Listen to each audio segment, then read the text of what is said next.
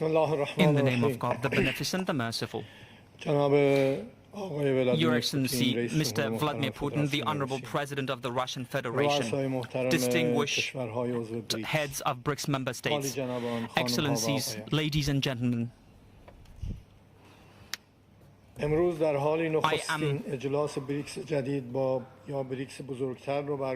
today we have convened the first summit meeting of the new or otherwise expanded BRICS, while many of the hopes for a more just, secure and prosperous world in the post-Cold War era have not been afforded the opportunity to be fulfilled, as aspirations for dominance and unilateralism continue to threaten, like a deadly plague, the foundations of global peace and cooperation. Over the 3 decades since the collapse of the bipolar system, it has become abundantly clear that the Western powers have it that peace, democracy, prosperity and development can only be achieved through the pathways they define and assign.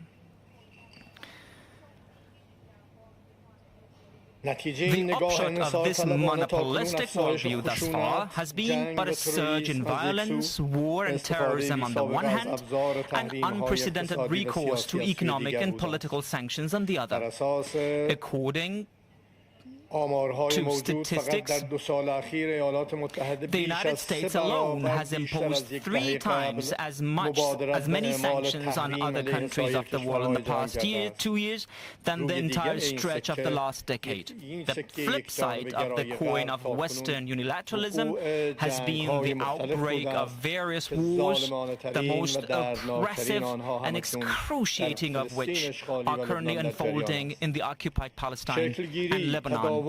The formation, continuance and expansion of BRICS over the past 15 years have proffered the countries and the global community an opportunity to not tether their destinies to the sole dictates of Western powers, and to pave ways for broader participation of all emerging powers in global economic governance.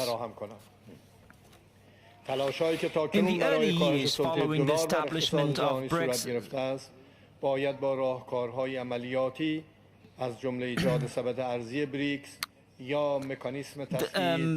the new payment systems independent of dollar need be strengthened. The independent countries can no longer indemnify the United States for its unsound financial policies or its failure to combat systemic corruption in its financial sector. The world today faces numerous challenges, including food security, climate change, debt crises, the North-South divide, to name a few. Addressing these issues, which have disproportionately exposed the developing countries and the global South to tension and harm, must go through the active participation of these nations. The BRICS alliance ought to pursue with higher vigor its cause of making the voices of the unheard echo throughout the global community and effectively follow up on its dialogue mechanisms with other countries. We believe in BRICS ideals of reforming global governance, multilateralism, promoting peace, security and inclusive economic growth, and fostering transparency and democracy in global financial institutions. For its part, the Islamic Republic of Iran will make every effort to ensure that BRICS, aloof from politicization and geopolitical conflicts, successfully navigates the tasks of reforming the global economic governance structure and creating alternative opportunities for the development and prosperity of the global South. With the inclusion of new members, BRICS institutions such as the new Development Bank and the Contingency Reserve Arrangement ought to assume greater responsibility for financing member countries' projects and addressing payment imbalances. Guided by the core principles of sound competition and mutual cooperation, each BRICS member should view the progress and development of other members as its own. BRICS is not meant to serve as merely a conversation club. Its decisions should have the backing of execution guarantees and anticipation of apt tools that can help them materialize. The growth of the level of economic cooperation, including the volume of investment and mutual trade among BRICS members, can be used as a benchmark to annually assess the degree of BRICS' success or failure. To this end, it is imperative that a center for collecting, aggregating, and evaluating member states' economic data be established. Such a center can pursue multiple objectives, from collecting customs data, and it can to creating tracking and tracing systems for products, establishing a common digital platform for registering and exchanging tax data, and shared data platforms for financial and commercial analysis using data mining and artificial intelligence technologies. It can help operate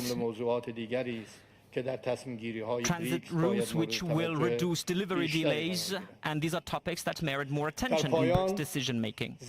As I conclude, I should like to express my appreciation to the people and government of Russia for organizing this summit and for having taken on the weighty responsibility of presiding over BRICS in 2024.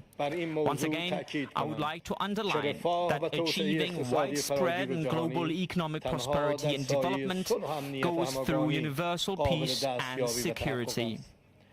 Yet, what we are witnessing today in Palestine and Lebanon is the deepening of the footing of war and violence through disregard for the fundamental rights of the peoples, who want nothing more than the right to sovereignty over their ancestral lands. The continuation of the ongoing situation will indubitably continue to push the world closer to the risk of widespread insecurity and war. Therefore, I call on all the distinguished members of this valuable and influential BRICS to marshal all their collective and individual capacities to introduce change to the situation, to put an end to war in Gaza and Lebanon, and to reduce tensions in our region. Thank you, and I look forward to seeing you again. Thank